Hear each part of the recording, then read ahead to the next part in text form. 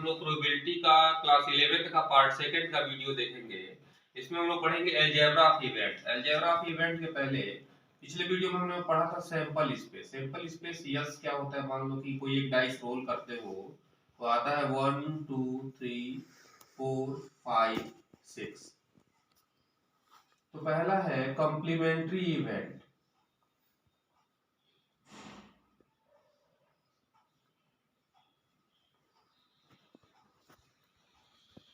Complementary event का मतलब हुआ कॉम्प्लीमेंट ऑफ सेट पढ़े थे उसी से रिलेटेड है। ए कोई सेट है 1 2 3, तो कॉम्प्लीमेंट्री इवेंट होगा A dash equal to S minus A. S में से ए के सारे एलिमेंट क्या करेंगे, डिडक्ट कर देंगे। ठीक है, तो यस जो है तुम्हारा क्या था 1 2 3 4 5 6।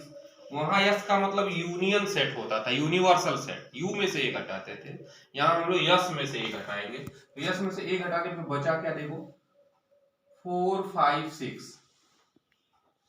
इसी को कुछ बुक वाले कहते हैं नॉट ए। क्या कहते हैं, ए डैश को नॉट ए कहते हैं। कोई ए डैश लिखता है, कोई ए पर पावर सी लिखता है, तो इसी को कहते हैं complementary event.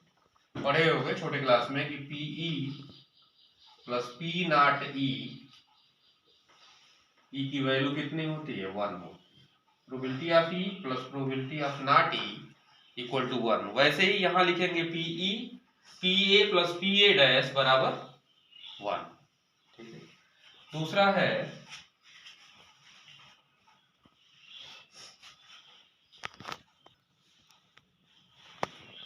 The event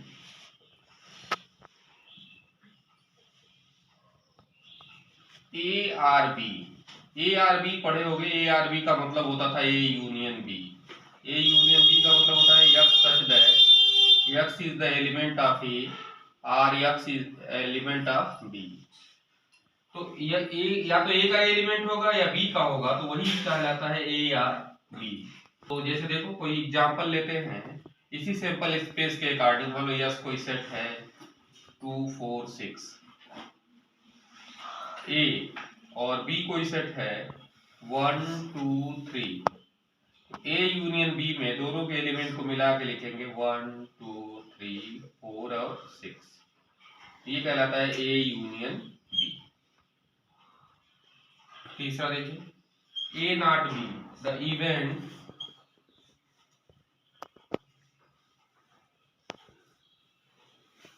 A and B. A and B का मतलब क्या हुआ, ए और बी दोनों का हो। इसका मालूम है तुमको कि इसको इंटरसेक्शन लिखते हैं। ए इंटरसेक्शन बी बराबर X such that x is the element of A and X is the element of B. इसी एग्जांपल को लेके चले तो ऐसा एलिमेंट लेंगे जो दोनों में कॉमन रहता है। तो जो सेट थ्योरी का थियरी था वही यहाँ प्रोबेबिलिटी में भी यूज करेंगे। A intersection B equal to क्या कॉमन है दोनों में, देखो ओनली 2।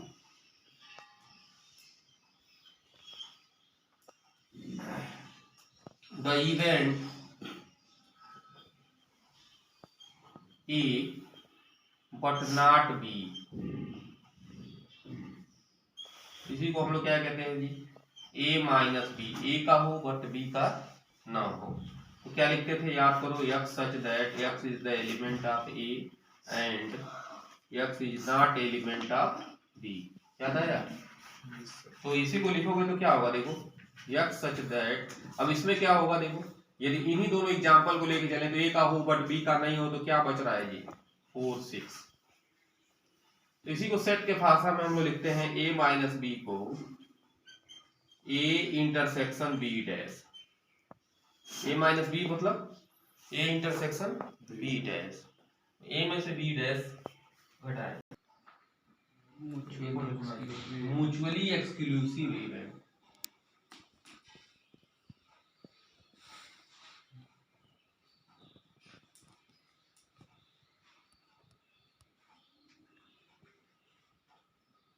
चालू करो। If A and B are two events and both having no any common element, मतलब क्या हुआ कि दो आपके पास इवेंट है, मान लो सैंपल स्पेस वही लेके चलते हैं डाइस का, वन डाइस का 1 2 3 4 5 6। ठीक है, और एक ए कोई सेट ले लेते हैं इवन नंबर्स का। तो क्या हो गया, A इक्वल टू 2 4 6 और B इक्वल टू, मान लो आड ले लेते हैं, आड नंबर्स, तो B equal to 1 3 5।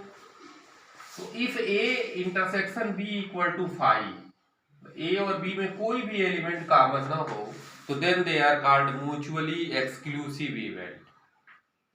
Both sets having no common element, then they are called mutually exclusive event. So then A and B are mutually exclusive event. अगला है exhaustive event.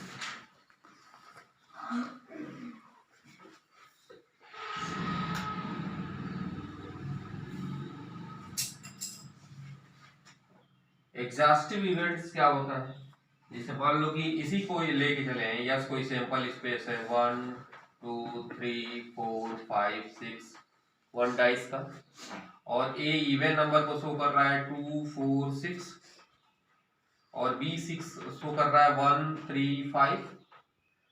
If A union B equal हो जाए sample space के, कोई जरूरी नहीं कि 2 ही हो, 3 हो सकते हैं, 4 हो सकते हैं, 5 हो सकते हैं, जितने भी सबसेट्स हों किसी भी सैंपल स्पेस के, सभी सबसेट्स का यूनियन जो है वो सैंपल स्पेस के बराबर आ जाए। जैसे मान लो E1 union E2 union E3, जितना भी लोगे, यदि वो सैंपल स्पेस यस के बराबर आ जाए तो देन हम कहते हैं कि A and B are exhaustive events. दोनों बातें समझ में आई। म्यूचुअली एक्सक्लूसिव क्या होता है, कोई कॉमन ना हो, और एग्जॉस्टिव का मतलब सबको मिलाने पर, यूनियन करने पे, they are made to sample space set, पूरे सैंपल स्पेस के क्या हो जाए, इक्वल हो जाए, तो इसको हम लोग बोलते हैं एग्जॉस्टिव इवेंट।